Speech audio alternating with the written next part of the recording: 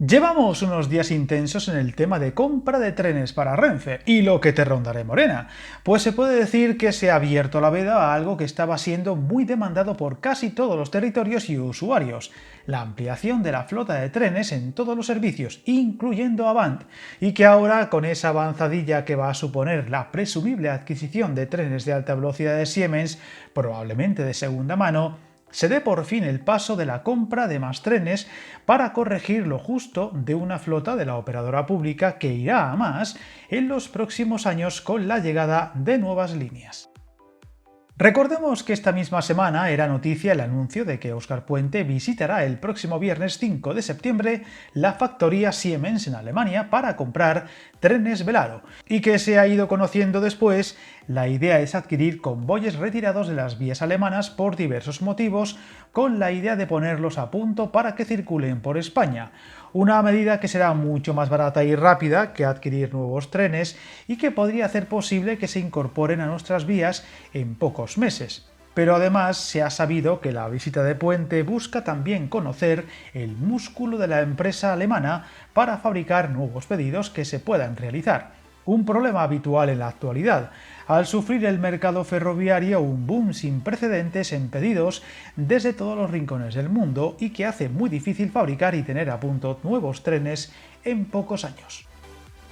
Pues bien, aparte de lo mucho que dará de sí la visita del ministro de Transportes a la fábrica de Siemens, ya se ha empezado a dejar caer la idea de que España necesita un nuevo gran pedido de trenes de todo tipo de usos para media y larga distancia, con los servicios Avant como epicentro, ya que poner al día la flota de Renfe, cada vez más veterana y justa, adaptarse a los tráficos ya existentes y en muchos casos al límite y sobre todo anticiparse a lo que está por venir, será clave para evitar caos en el futuro como los que ya se están viendo en muchos casos. Unos servicios que de momento se están adaptando como se puede o redistribuyendo la flota de trenes con cada novedad, pero que se ha llevado un duro varapalo ante la poca fiabilidad de los Abril. Un modelo de tren con el que se contaba para corregir esas deficiencias, pero que está dando más quebraderos de cabeza que soluciones, y que junto a los reconvertidos Tren Hotel o Serie 107 ya parece más que claro que no será suficiente.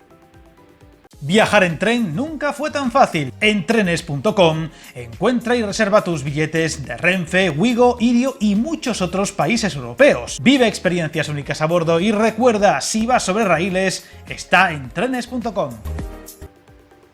A esto hay que añadirle otro detalle en los planes a medio y largo plazo, que es la veteranía de algunos de nuestros trenes, también en alta velocidad, con los S100 como el caso más evidente, los trenes que sirvieron desde el primer día para dar servicio a la Madrid-Sevilla y que ya tienen 33 años a sus espaldas, con una vida útil sobre el papel de 40 años, aunque probablemente den para más, y que tras servir de forma más que eficiente durante más de 3 décadas, podrían empezar a necesitar un plan de jubilación en pocos años, lo cual obligará a Renfe a comprar trenes con idea de ir sustituyéndolos, un problema extensible a otros servicios ferroviarios que requerirían de un gran plan renove y de ampliación de la flota tras demasiados años sin comprar nuevo material de forma masiva.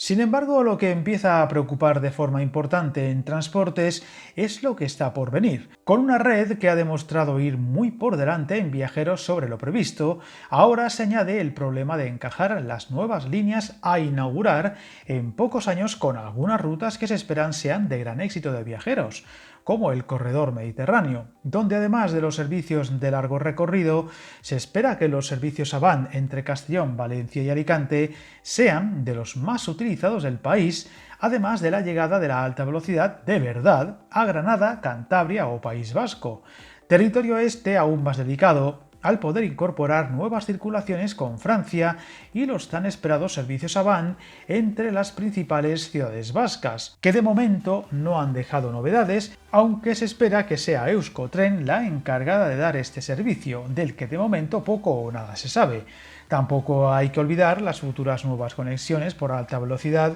con Extremadura o Huelva, aunque estas con un calendario menos claro.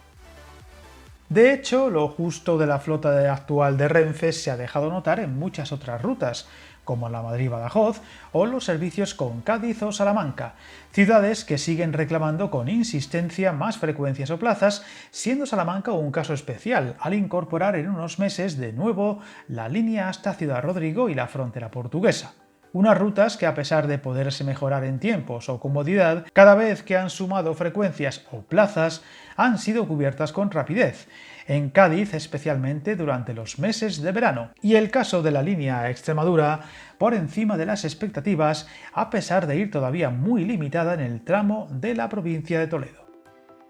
Por tanto, parecen sobrar las razones para encargar un nuevo gran pedido de trenes para muchos servicios, no solo que estén por llegar, sino ya en uso y que necesitan más frecuencias y plazas, e incluso modernizar su material móvil. Un caso, eso sí, delicado, teniendo en cuenta el contexto actual político, con unos presupuestos para 2026 que muy pocos creen que saldrán adelante, y podría dejar toda la legislatura sin uno solo. Algo inédito y que hace más difícil aprobar inversiones tan potentes como la que haría falta para adquirir nuevos trenes, que salvo en casos puntuales, como el de comprar trenes de segunda mano a Alemania, requieren de un fuerte desembolso y varios años, entre 3 y 5 solo en fabricación y homologación, a lo que hay que añadir el siempre lento proceso de licitación y adjudicación, con concurso de por medio, que haría falta y en donde todas las grandes marcas se postularán, y que veremos qué se elige esta vez, si precio o calidad, ya que recordemos el Abril Hidalgo resultó ser el escogido debido a principalmente ser mucho más barato que otros modelos presentados, y que, como dice el refrán, al final lo barato sale caro. Estaremos atentos pues a lo que se vaya conociendo a este respecto, quedándonos con lo bueno, que aunque sea con mucho retraso, más vale tarde que nunca. Otro refrán. Suscríbete al canal y recuerda, hasta el camino más largo se inicia con un primer paso.